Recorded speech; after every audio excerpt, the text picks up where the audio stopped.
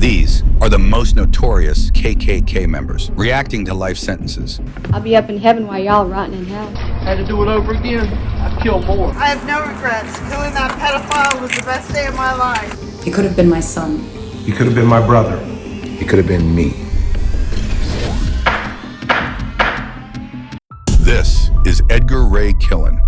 Edgar Ray Killan was an American Ku Klux Klan organizer who planned and executed the 1964 assassinations of 3 civil rights activists, Michael Schwerner, Andrew Goodman, and James Chaney. Killan and a number of armed men, including the deputy sheriff of Neshoba County, plotted to assassinate the 3 civil rights activists and murdered them. The state of Mississippi made very little effort to prosecute the perpetrators then. Still, Attorney General Robert F. Kennedy and the FBI launched a thorough investigation. I asked Hoover last 2 weeks ago, after talking to the Attorney General, to fill up Mississippi with FBI men and infiltrate everything he could. What do they think happened? Think they got killed? An all-white jury heard the case in the Meridian Federal Courthouse in 1966, convicting 7 conspirators and freeing 8 others, including Killan. Over 2 decades later, an investigative reporter named Jerry Mitchell spent 6 years writing extensively on the case and aided in the convictions of other high-profile civil rights-era murder cases. Mitchell gathered additional evidence and found new witnesses in the murders of the 3 civil rights activists, eventually compelling the state to act. Mitchell found new prospective witnesses, developed a website, lobbied the United States Congress, and focused national media attention on reviving the case, with the support of high school teacher Barry Bradford and 3 Illinois students. The project was no longer something for a competition. It was now our main focus to work on reopening the case and doing justice. The families need to know that their children's lives are still important, their siblings' lives, and they just need some closure on this whole situation. The dedication and the integrity that the students have brought to this work is so gratifying. We knew that this is what we're fighting against. This is our purpose in working on this case, is to try to get justice, and more importantly than that, try to change people's attitude. The students even got Killan to give his only taped interview concerning the murders. He was seen to be knowledgeable,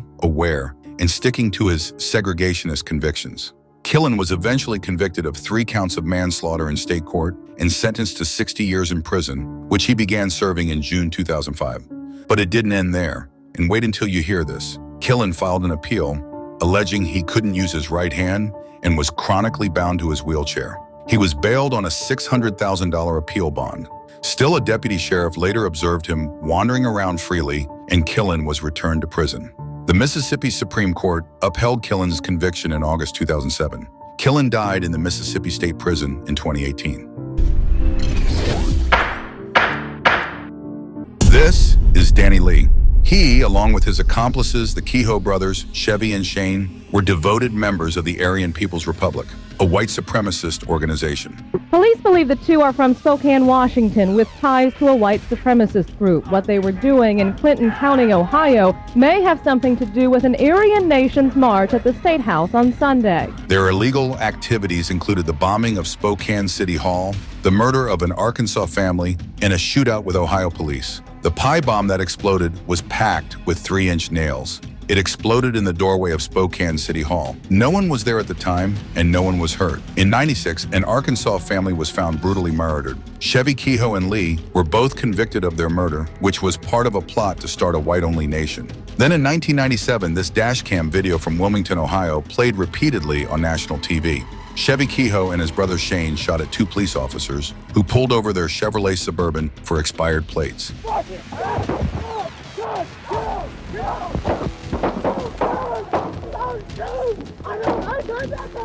Several seconds go by as the brothers and police fired at each other, but never hitting the other.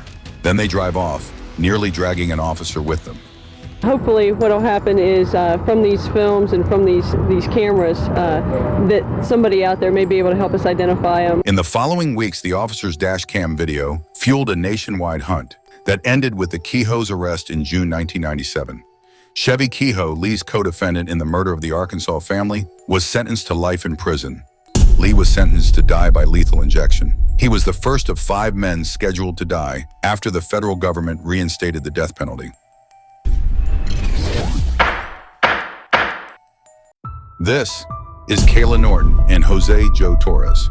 Kayla Norton and Jose Torres, both members of the white supremacist group Respect the Flag, were sentenced for a racist attack on an 8-year-old black child's birthday party in Georgia. The assault featured racial obscenities, firearms threats, and the flying of Confederate battle flags. Norton, Torres, and other Respect the Flag members went on an alcohol-fueled racist binge in Douglas and Paulding counties, west of Atlanta in July 2015, a month after a racist shooter massacred 9 worshipers in a historically black church in Charleston, South Carolina. And it didn't stop there. The group threatened black motorists before arriving at the outdoor birthday party. Phone footage of the attack shows cops attempting to form a barrier in front of the families as the truck sped away. Following the attack, a Douglas County grand jury indicted the Respect the Flag organization as a street gang. I suppose a Confederate flag can be interpreted different ways in different contexts, but if you drive around town waving Confederate flags and using the N-word everywhere you go, then there's only one way to interpret that. Norton sobbed in the courtroom during the trial and apologized to the victims' families. She told the court that she accepted responsibility for her acts. I do accept responsibility for what I've done. I know I was in the wrong. And apologized to the families who had attended the birthday party in the courtroom. That's not me. That is not me. That's not him.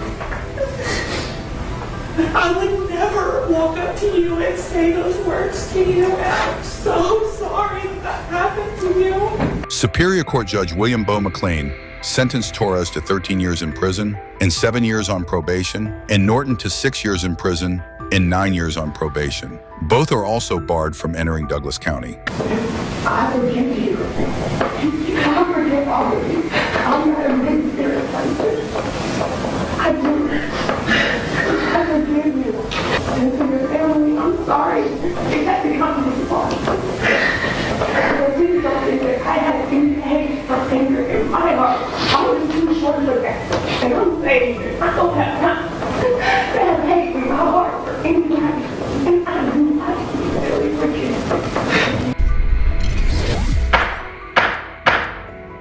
This is Travis McMichael, Gregory McMichael, and William Bryan. On February 23, 2020, Ahmaud Arbery, a young black man, went for a jog in Satilla Shores, Georgia. Little did he know that his life would be cut short in a racially motivated hate crime. 3 white males took him for a burglar and pursued Ahmaud in their trucks, blocking his route as he sought to flee. What happens next is shocking and disgusting. In one vehicle, Travis McMichael and his father Gregory McMichael were armed, while their neighbor William Roddy Bryan was in another vehicle. Travis McMichael exited his truck after overtaking Ahmaud and assaulted him with a shotgun. Travis McMichael fatally shot Ahmaud as he sought to defend himself. Bryan's cell phone captured the altercation and Ahmaud's murder. It only gets more frustrating from here. Despite the Glenn County Police Department's prompt arrival, no arrests were made for more than 2 months. That's right, 60 days these men lived freely.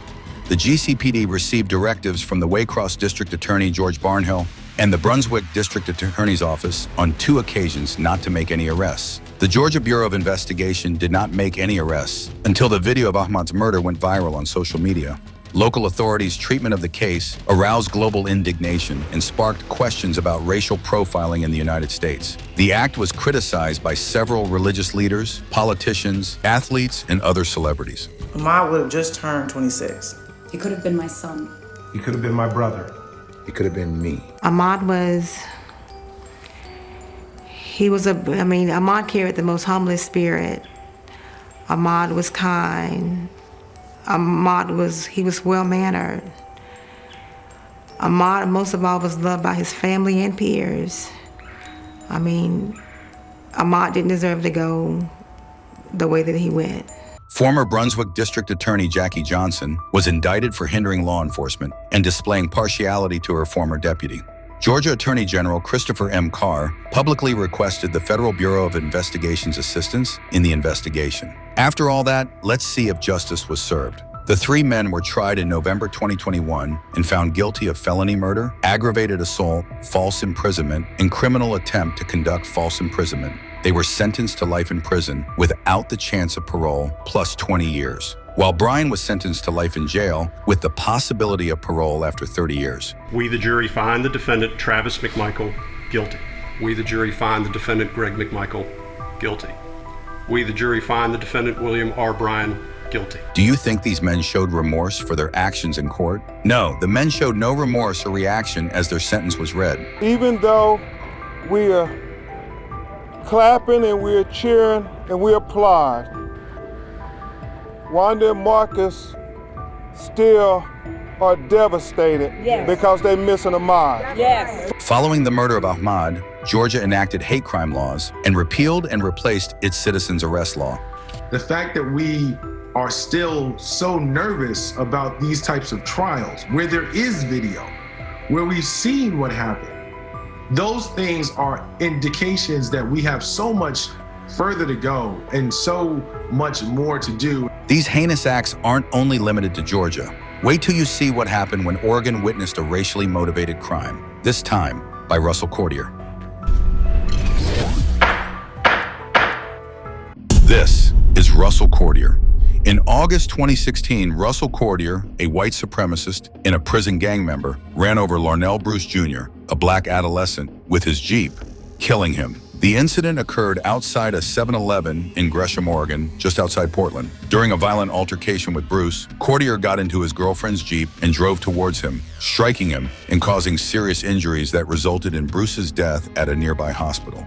During the trial for this case, things got interesting. Prosecutors pointed out that Cordier had a racist desire to be part of a brotherhood, which led him to join the European Kindred gang. Prosecutor David Hannon stated that the life sentence was warranted, since the jury determined Cordier was, quote, motivated by his opinion of Mr. Bruce's skin color or race. To make matters worse, Russell was found to have a European Kindred tattoo on his leg. The European Kindred is the largest racist prison gang in Oregon, and Russell Cordier was proud enough to tattoo the gang's shield on his leg. When the tattoo was brought up in court, Cordier's lawyer had this to say. So, given that it's about almost 20 years old, and given that it's the largest organization, has the symbol EK or European Kindred Shield, has that found its way seeping into kind of Oregon community as a whole, where people might recognize that shield if it was worn outside? Bruce's family was present at the sentencing. Bruce's birth mother, Christina Miles, addressed Cordier saying, "You let the devil lead you astray and take the life of such a lovely young soul." Why?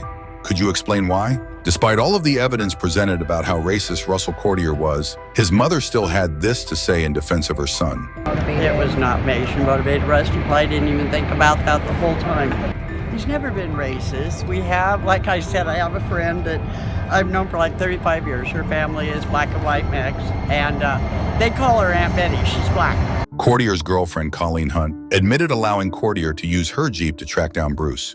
She pled guilty to manslaughter and was sentenced to 10 years in prison for her role in the crime. Cordier was found guilty on 3 counts of murder, failure to execute driver responsibilities, and violating Oregon's hate crime law. He was condemned to life in jail after a lengthy legal battle, with a minimum of 28 years before he is eligible for release. We've been through a lot, and I think this law could definitely change for the better for whoever has to go through what we've been through. While nothing can bring Bruce back or erase the agony of his loved ones, this punishment should serve as a reminder that hate crimes have no place in our society, especially for people like Jeremy Christian.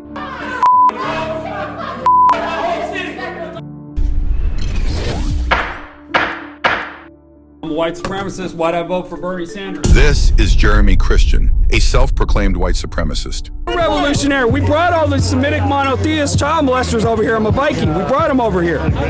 Come on, we got prior land claims. Constitution, that ain't... Speech or die, Portland. You got no safe place. In May 2017, hundreds of people boarded a full Green Line Max train headed east into Clackamas Town Center on a bright spring day. What was supposed to be a typical drive quickly turned into a nightmare. A drunk Jeremy Christian began hurling hate speech and biased language at 2 black teenage girls, one of whom was Muslim and wearing a hijab. It's like we got a Christian or Muslim bus driver, I'll stab you too. Witnesses reported that Christian continued to yell about decapitating heads, and the train operator even threatened to call the cops if he didn't stop.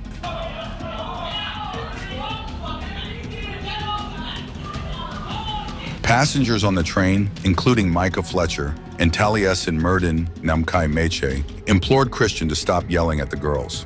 But the situation swiftly deteriorated, and Christian stabbed Wood Fletcher, Namkai Meche, and a third passenger, Ricky Best, within 11 seconds. Best and Namkai Meche died under horrible circumstances, while Fletcher was hospitalized with a big gash across his throat.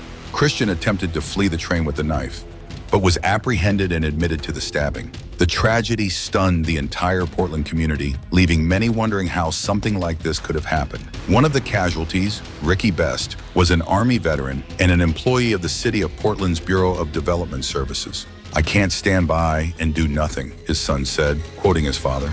Micah Fletcher, another victim, was a Portland State University student at the time of the incident and spoke about how Portland is supposed to be a community where people can be protected.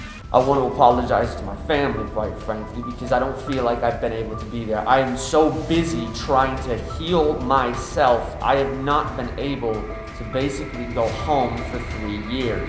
He stated that he still has nightmares from the day of the attack. During the trial, Christian started cursing and threatening to kill a relative of the deceased, who gave a victim impact statement.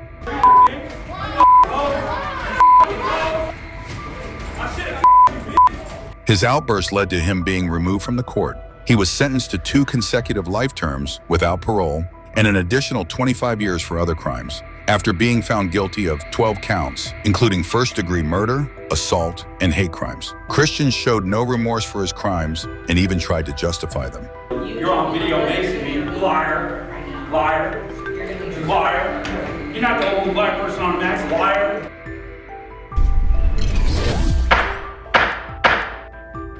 Child molesters do not deserve to live. They got exactly what they deserve. Had to do it over again, I'd kill more. This is Jeremy and Christine Moody, who were all smiles as they stand before the judge for their sentencing in Union, South Carolina. No, they are not exchanging vows. They're already married. They're nuts. They're also neo-Nazis who were found guilty of first-degree murder, the killing of Charles Parker and his wife Gretchen. The Moodys targeted Parker, who they did not know, after seeing his address in a sex offender state registry. The couple also believed God wanted them to eliminate all sex offenders. Surveillance footage from the Parker home helped police locate the killers, as did Jeremy's tattoos, including skinhead written across his neck, white power top his head. When the couple were questioned, they didn't deny their guilt.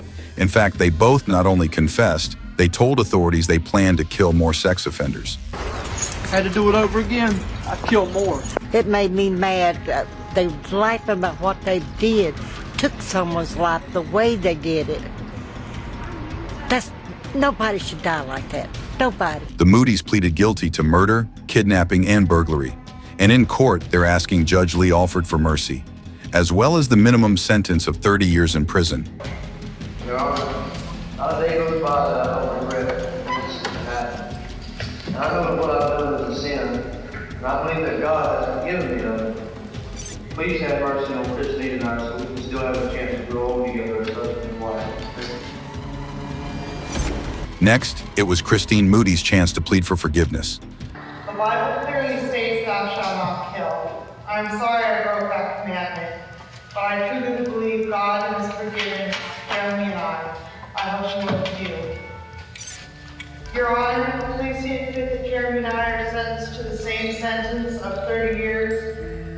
Never kissing my husband or feeling his touch again is my very worst nightmare. Please give us a light at the end of the tunnel. Thank you. After taking in their words of remorse and request to remain together, it's now all up to Judge Alford. Brutally killed these 2 people. They had no way to defend themselves or anything else. And I tell you that I believe that if these 2 were to get out of jail, I would be concerned that they would do exactly the same thing to him. I don't have any question. I think it is a case that justice demands a life sentence. After hearing their sentences, the murderous couple share a final kiss before they're separated. But as they exit the court, whatever remorse they tried to convey has quickly disappeared. That's what child molester shit. Outside the courthouse, the Moodys continue to express their true feelings. I think Jeremy and I would have done it again if given the opportunity. Do you have any regrets? I have no regrets. Killing that pedophile was the best day of my life. What about not being able to see Jeremy? Jeremy and I have a love that will withstand me. What about what you said in court about repenting? Is that not true then?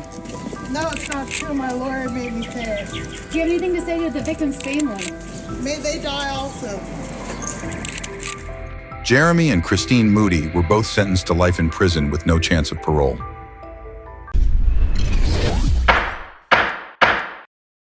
But this wasn't the only time parents snapped because of how the killer was acting in court. Like during the sentencing of 18-year-old Payton Jenden, who's facing multiple charges for murder. Oh my God, he shot so many people in there.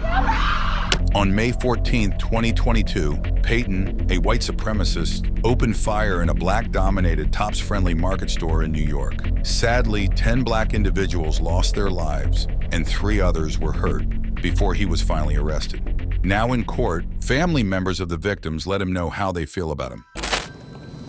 While I was writing this, tears fell from my eyes.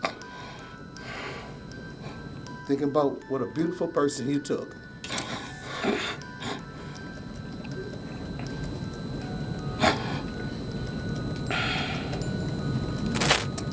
My daughter, Robbie Drury, was a young woman. She was not married. She had no children. She never will.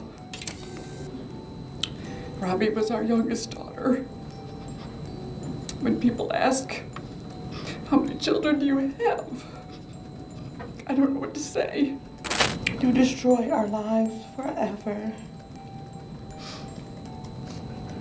It's not a day that goes by that I won't remember May 14th and being 2 minutes sooner.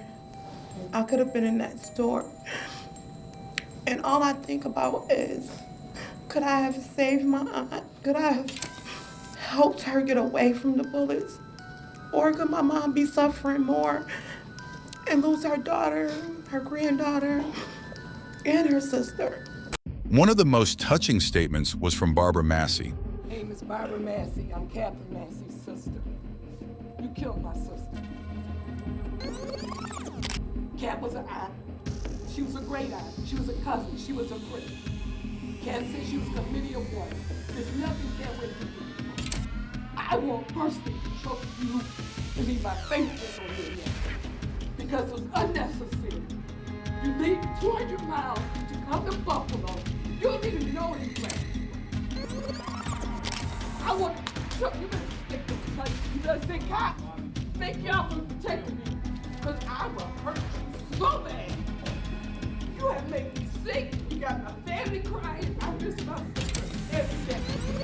You don't like black people, man. You don't know a damn thing about black people.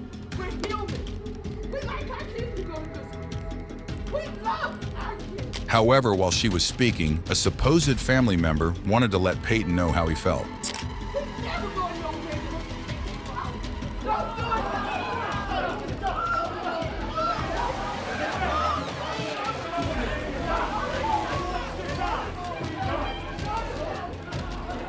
Luckily, the police were able to calm the situation now.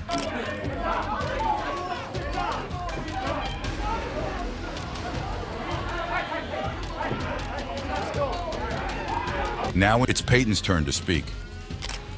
I'm very sorry for all the pain I forced the victims and their families to suffer through. I'm very sorry for stealing the lives of your loved ones. I cannot express how much I regret all the decisions I made leading up to my actions on May 14th.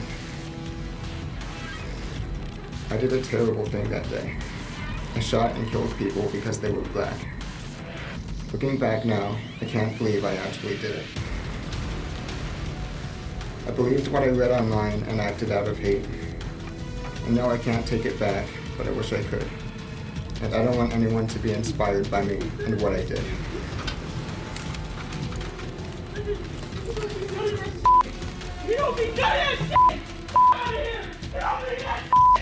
Eventually, the judge reads her sentence. The damage you have caused is too great. and the people you have hurt are too valuable to this community. You will never see the light of day as a free man ever again. It is the judgment of this court for your conviction under the first count of the indictment, a domestic act of terrorism motivated by hate in the first degree, an A1 felony, that you be sentenced to life imprisonment without parole.